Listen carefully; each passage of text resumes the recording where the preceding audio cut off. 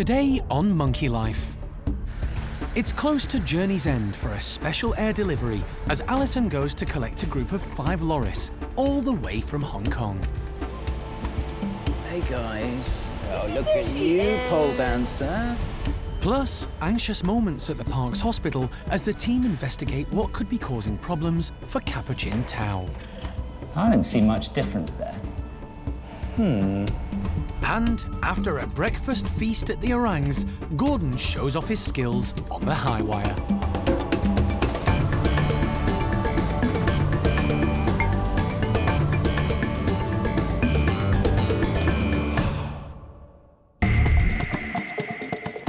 Monkey World in Dorset, buried deep in the English countryside, is the largest sanctuary of its kind on the planet. The team, led by Dr. Alison Cronin, rescue and rehabilitate abused and unwanted primates from all over the world. I think this one's a little boy, and I think that one over there might be an older lady. The park provides a home for more than 250 monkeys and apes from 20 different species.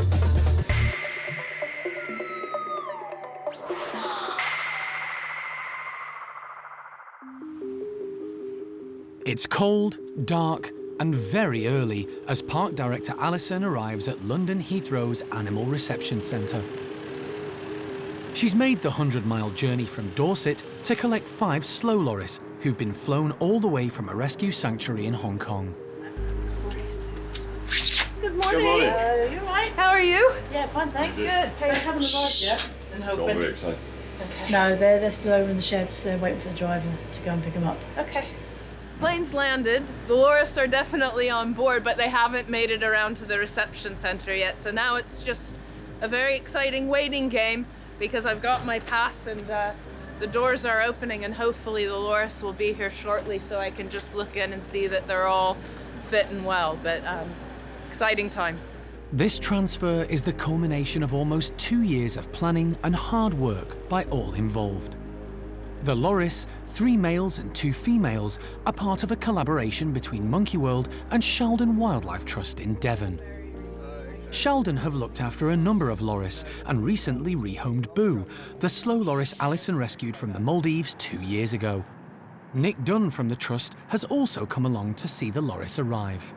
We don't have any facilities for quarantine, so I've contacted Alison previously, obviously when we had the situation with Boo in the Maldives, and knowing the history at Monkey World and what they do so well, we were able to work together in getting these animals out of the situations that they were in, into quarantine at Monkey World, and then out to us at Sheldon, where they will live for the rest of their lives as a breeding group, or breeding pairs, anyway, yeah. They're fit and healthy. And, yeah. They look fantastic condition. They look really... All 5 loris were stolen from the wild by black market traders before eventually being confiscated by the authorities in Hong Kong. Like most pet trade primates, initially the loris were in very poor condition, but they're now fit and healthy, thanks to the care staff at Kadori Farm, the rescue centre which looked after them there. These loris are a vulnerable species, so the hope is to pair up 2 of the males and females from the 5, and then the final male will join Boo. It's worked out now that we have a good number of breeding pairs in the population to begin this breeding programme, really as a safety net population for the slow loris, and also so that we can improve husbandry and improve people's awareness about this amazing animal. As daylight breaks, the wait is over. This is it. Van's just rolled up. Drivers confirm. Got our loris on board, all ready to go, and we'll get them into the reception center and then I can have a quick look. Before the loris can be released into Alison's care, the paperwork has to be completed. Then there's just time to give her new arrivals a quick look over. You're a star. Thank you very much. All looking good, yeah. No, all 5 loris look really good. Everybody's chosen different sleeping position. We have one clinging to a pole, one of the ladies clinging to a pole. The blokes are either sort of up on the shelf or down on the ground, but everybody's looking pretty relaxed and very nice. So now we just have to get them loaded up in the van and we're back to Dorset. Hey guys. Oh, look at you, pole dancer. At last, the loris are given the all clear and loaded carefully into the van, ready for the final leg of their epic journey. In a few hours' time, these 5 little primates will arrive at Monkey World and start the next chapter of their lives.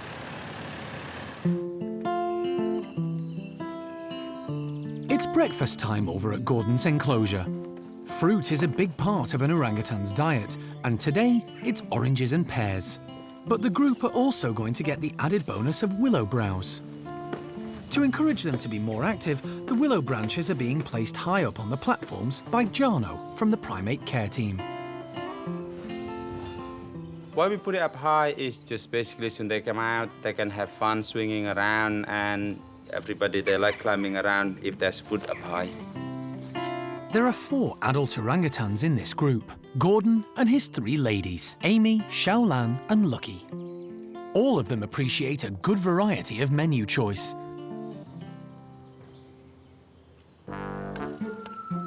Almost all the food eaten by orangs in the wild grows in treetops, so tasks like this help encourage natural behaviour. Lucky has made straight for the willow browse and looks around nervously for somewhere she can eat it in peace. Gordon goes for the lowdown option first. Orangutans have incredible hand dexterity, so he finds it easy getting to the fruit, although he's not so keen on the orange peel. Xiaolan, on the other hand, can't get enough of the willow. Amy has stripped her branch completely bare already. Gordon tries the browse, but he's really not impressed. All the more for Xiaolan, who quickly picks up Gordon's discarded branch. It means there's plenty too for agile Lucky. As the lowest ranker in the group, she needs to keep her distance or the others will bully her. Gordon's found more fruit, but this time he's had to make a little more effort to reach it. Amy's lost interest in today's delicacies and takes a moment to have a little nap instead. Food forgotten, Xiaolan is mesmerised by an unexpected visitor, a passing deer grazing nearby, who seems captivated by the hairy orange orangs. Having managed to consume plenty of breakfast up high, Lucky comes back down to earth. Just as Gordon burns some calories by showing off his balancing act. Pretty nifty when you weigh in at almost 100 kilos. After years of planning and preparation, a 6,000-mile, 24-hour journey is nearly complete for the Hong Kong loris. To everyone's relief and excitement, they've arrived at the park. Hi. Are you good? Yeah, we're good to go. Karen's just put a bit of food in and we're good. Okay. Why don't we all step inside? We'll leave them quiet for just a moment. An unused section of the park's hospital has been converted into the new loris complex. The team have thought of everything, even down to red lighting for these nocturnal creatures. The first big decision to make is deciding who goes where. Males on one side, doesn't matter. I don't think it matters particularly. You'll At get them this whistling to point. each other. I think the girls one side, the boys the other. All 5 loris have travelled in the same box, but in separate compartments. Identifying who's who, male or female, and in which compartment requires careful attention. Alison and Nick attempt to work it out. There's a female, she's got quite dark markings. We don't know who we eventually want to mix with who. So what we're going to do is put the ladies on this side, and then we have to shuffle the box backwards and forwards to decant the right individual to the right cage. So it's a case of matching up all of the information to get them into the right cage here at the house. Yep, keep going. Yep. You're good. Oh, there you were awake. Hey, mister. But the next task of enticing the loris out of the safety of their box proves rather challenging. Loris aren't the easiest things to work with insofar as handling. They are really, really tough little things. They're a little bit like wombats. They're really strong, muscly creatures, and they've also got these amazing capillaries in their hands, which means that they can hang onto a branch for dear life, even when they go into torpor in the winter. So if their whole body really shuts down, that grip is still vice-like, and they can just hang onto a branch for days and days and days on end. And when you're trying to move a loris and it's holding onto something like that, the loris is always going to win. We could go red light and see if it helps. By turning on the red lamps, Alison hopes the darkness will help to settle the naturally nocturnal loris. However, it's a battle of wills, and Alison is losing. Who's going to let go first? It will be. You think it'll be me? After 20 minutes of gentle persuasion, the first of the loris is brave enough to check out their new home. Well done. That's a big loris. Yeah, see what I can managed to get the first one out. Jeremy's undoing the screws for the second one, and we'll try it from a different approach this time. Hopefully it'll be a bit gentler and quicker, because last thing we want to do is stress these guys after such a long journey. But 1 down, 4 to go. The red lighting seems to have done the trick. The remaining 4 are a lot quicker to come out, and all seem calm and relaxed, and eager to explore their new surroundings. It's really difficult to tell with loris anything. It's really difficult to tell what sex they are, it's really difficult to tell how old they are, it's really difficult to tell what kind of loris they are. But what's not too difficult is to find out whether a loris is happy or not. It's sometimes pretty easy. And all of those 5 loris just look like they're settling in well. They've obviously had a really traumatic trip, and now they're in somewhere new. They're in a completely different environment to what they're used to, but they all seem to have settled in as best as we could expect. Over the next few weeks, the team will monitor their individual behaviour and temperaments, work out names, and decide who can be paired with who. It's hoped one day these special loris will successfully breed and help to secure the future of their species. But for now, they can relax and explore their new surroundings.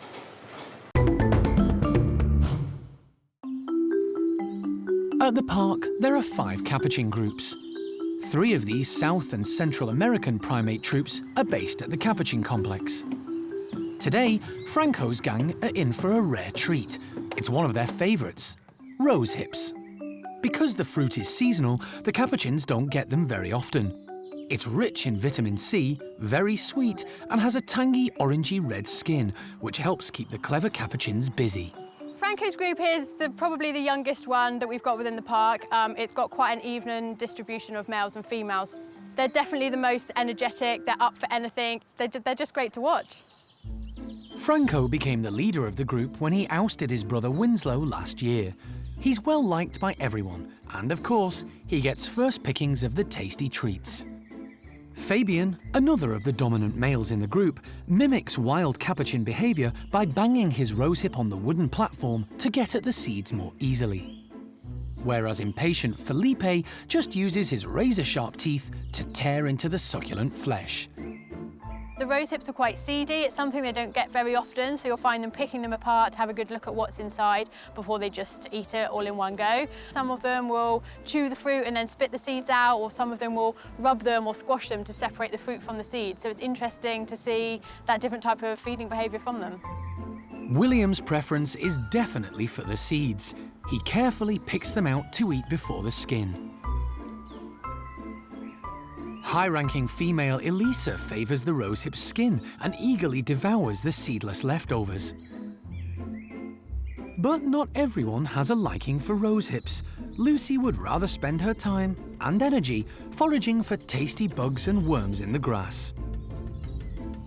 Some of the rosehips are in challenging locations, but capuchins have excellent colour vision, and Olive easily spots the bright red fruit.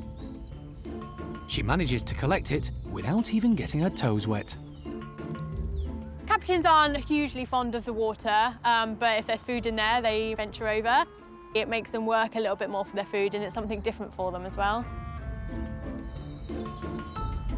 During the feeding, the group was really nice and calm, which is really great to see from these guys, because you do see a bit of squabbling, a bit of competition over the food, but actually when the rose hips went in, we didn't have that today. They all just ambled about and they all just took their turn at feeding, so that's great for the group.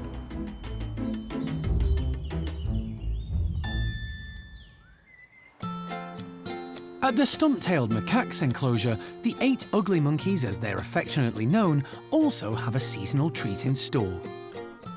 Steph is putting out pumpkins as a form of enrichment to brighten up their day. But, in addition, she's hoping it'll motivate the stumpies to get moving. The stumpies are basically built for sitting. They have those big sitting pads on their bums and they like to sit on them and just basically forage in the area around where they're sitting. So it can be a challenge to get them up and get them active, and especially with some of our slightly heavier guys, it's nice to get them kind of up and moving. So yeah, anything we can put out into the outside enclosure is a really good enrichment. The group are getting on in age. All are over 20 years old. The eldest is Flo. She arrived at the park 3 years ago from a rescue centre in Munich. Being the lowest ranking member of the group, she's often let out in advance of the others to give her first pickings before the high-ranking, more dominant members take control. She's a smart girl. She knows when the food's out. She has to take what she can while she can and then steer clear while the dominants are having their share. With Flo eating happily, the rest of the group are let loose.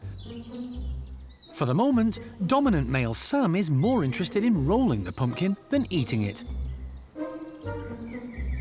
Low-ranking Charlie scoffs as much as she can, before moving out of Sylvie's way when she decides to muscle in. Noreen can't get enough and makes the most of having one to herself. Everything's all about the food for these guys. They're very, very greedy. They eat at any opportunity, and they're natural foragers, so any time they think they can get some food, that's what they'll spend their time doing. And they've got nice, sharp, powerful teeth, so they'll use those to chew into anything a bit tougher. So it's really great to see Charlie using her teeth to really get going on the pumpkin, really get into it. She looked like she was having quite a good time today. But for some, the interest in the bright orange pumpkins is starting to wane. So to keep them happy and on the move, Steph throws in sliced oranges and lemons.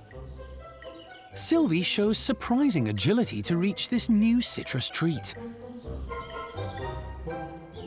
While leader Sam is intent on cramming in as much as he can.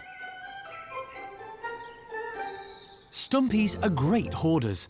They have big cheek pouches enabling them to store large amounts of food to eat later while on the move. It's a really sort of efficient tactic, particularly for the lower-ranking individuals. If they see something nice and the dominant guys haven't spotted it yet, it can just go straight into the cheek pouch and nobody knows what you've got sitting in there and you can eat it later at your leisure. High-ranking Noreen has stayed put, still very taken with her pumpkin. While low-ranking Charlie has secured a piece for later. They're never going to be the most friendly, they're never going to want cuddles and love or anything like that, but that actually gives them a certain kind of charm. You know, they are the grumpy monkeys and they have a lot of character and a lot of attitude, and I really like that about them.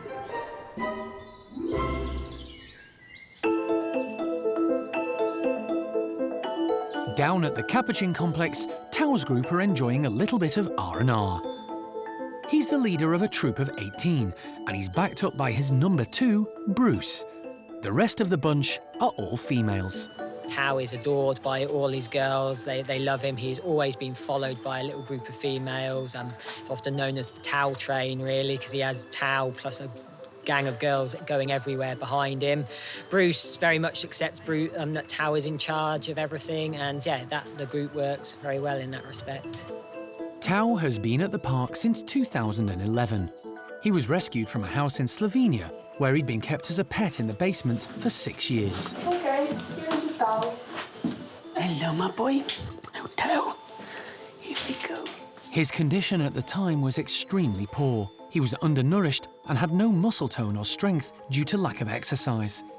More worryingly, his skeleton was badly deformed, caused by a bad diet and lack of vitamin D from natural sunlight, crucial for growth in capuchins. We have some friends for you.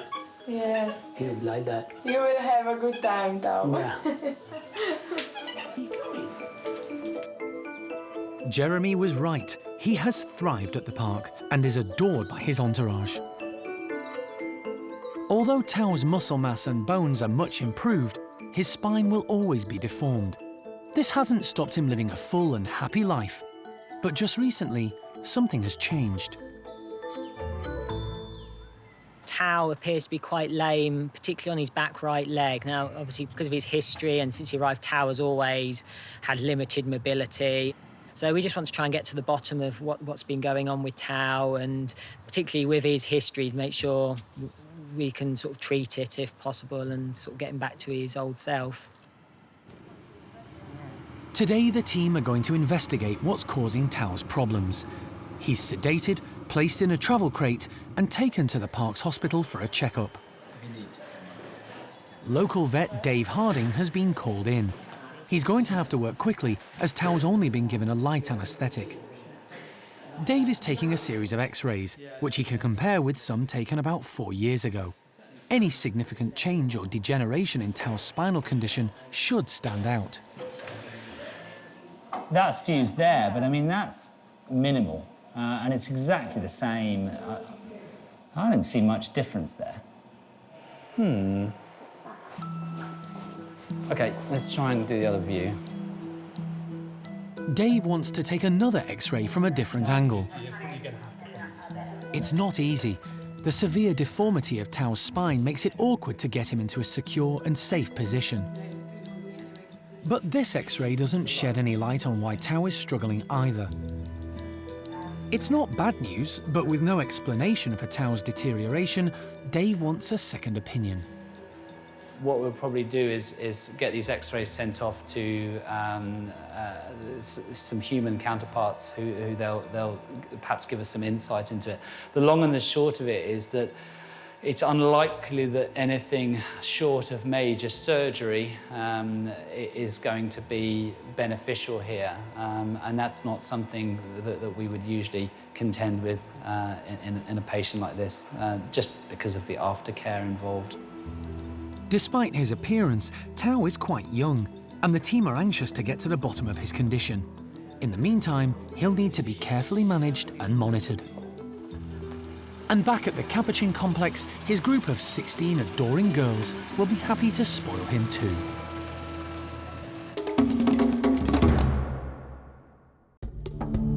Next time on Monkey Life. Orangutan Lucky moves home. Oh, that's not good. That's definitely in recovery. Let's get her up. And little Thelma's up to mischief, keeping the grown-ups on their toes.